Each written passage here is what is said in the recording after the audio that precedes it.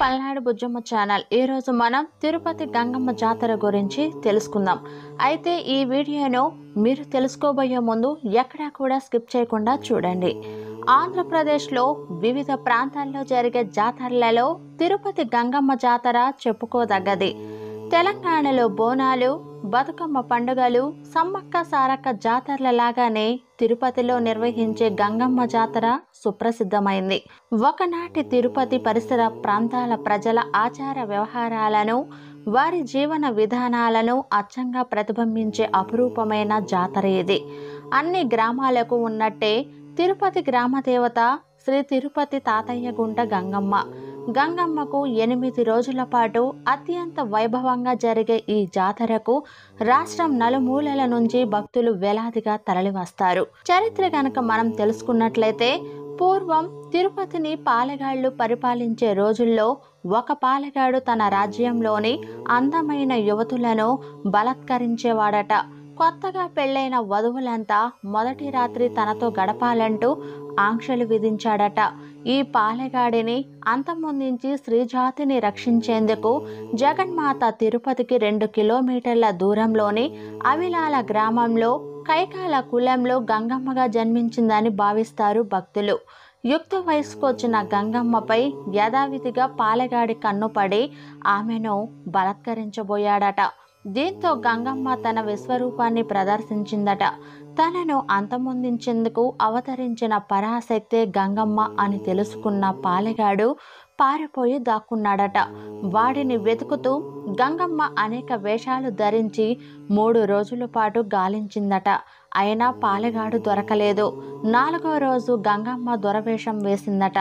దీంతో తన ప్రభువైన దొర వచ్చాడనుకొని పాలెగాడు బయటకు రాగానే వాడి తల నరికి సంహరించిందట.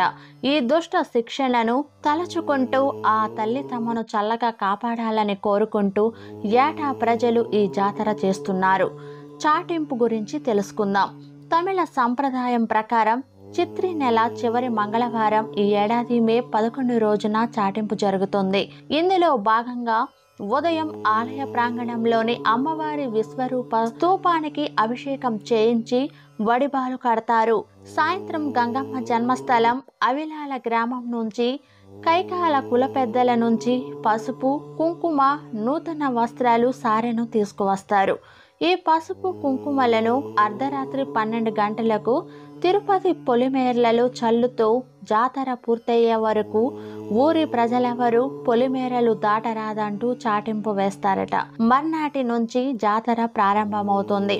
అలనాడు పాలెగాడిని వధించేందుకు గంగమ్మ అనేక వేషాలు వేసినట్టు భక్తులు కూడా రకరకాల వేషాలు ధరిస్తారు. ఈ క్రమంలో మొదటి రోజున బైరాగి వేషం వేస్తారు. కామాన్ని జయించడానికి గుర్తుగానే ఆనాడు గంగమ్మ తల్లి ఈ బైరాగి వేషం వేసిందని భక్తుల నమ్మకం. 2వ రోజు బండ వేషం. మానవుడు కష్ట నష్టాలకు వెరవకుండా బండలా ఉండాలనే సత్యాన్ని ఈ వేషం చాటుతుందని అంటారు. 3వ రోజు తోటి వేషం. దీన్ని పిల్లలు ఎక్కువగా వేస్తారు. 4వ రోజు దొరవేషం. డప్పులు, వాయిద్యాల సందడి మధ్య దొరవేషధారులు ఊరంతా ఊరేగుతారు. స్థల పురాణం ప్రకారం శనివారం నాడు అమ్మవారు దొరవేషంలో పాలెగాడిని సంహరిస్తుంది. విశ్వరూపం గురించి మనం తెలుసుకుందాం.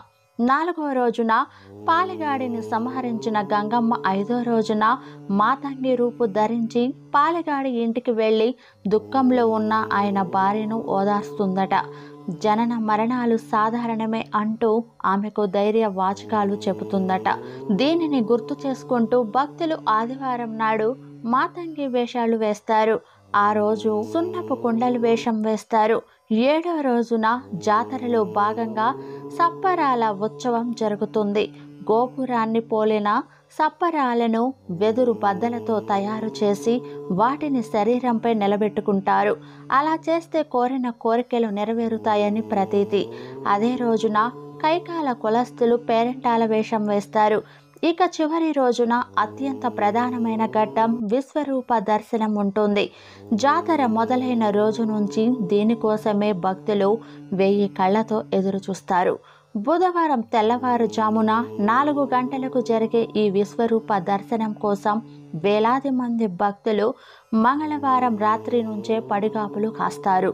పేరంటాలు వేషంలో ఉన్న కైకాల కులస్తులు ఆలయానికి చేరుకొని నీలం రంగు ద్రవంతో బంకమట్టిని కలిపి అమ్మవారి భీకరమైన విశ్వరూపాన్ని తయారు చేస్తారు. భక్తులంతా అమ్మవారి విశ్వరూపాన్ని దర్శించుకున్నాక ఆ విగ్రహం నుంచి మట్టిని తీసి భక్తులకు ప్రసాదంగా అందజేస్తారు. 8 రోజుల పాటు ఘనంగా జరిగిన జాతర ఈ ఘట్టంతో ముగుస్తుంది. శ్రీవారి చెల్లెల గురించి మనం తెలుసుకుందాం. గంగమ్మ తల్లి తిరుమల వెంకటేశుడికి చెల్లెలని ప్రతీతి. అందుకే ఏటా జాతర సమయంలో తిథిదే నుంచి గంగమ్మకు సారె అందుతుంది.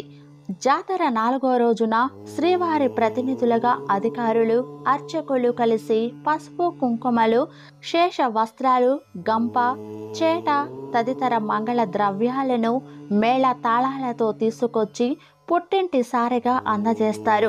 పూర్వం తిరుమల వచ్చే భక్తులు ముందుగా గంగమ్మను పూజించిన తరువాతే స్వామివారి దర్శనానికి వెళ్ళేవారట. ఈ విషయం తెలిసిన వారు ఇప్పటికీ అదే తరహాలో గంగమ్మ తల్లిని దర్శించుకున్నాకే శ్రీవారి దర్శనం చేసుకుంటారట. ఇలాంటి ఇన్ఫర్మేటివ్ వీడియోస్ గురించి తెలుసుకోవడానికి మా ఛానల్ను తప్పక సబ్స్క్రైబ్ చేసుకోండి. అలానే షేర్ చేయండి, లైక్ చేయండి. Thank you for watching. Thank you.